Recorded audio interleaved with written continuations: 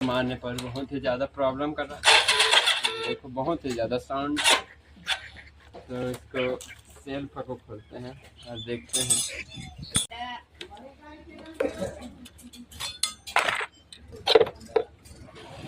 ये देख सकते हो दोस्तों यहाँ पर कितना डस्ट बैठा है, इसी कारण से बहुत ही ज़्यादा सेल्फ हवा को अच्छे से पेपर से घस लेंगे। अच्छे से क्लीन करने के बाद जो है यहाँ पर हमें ग्रीस डालना पड़ेगा अंदर में।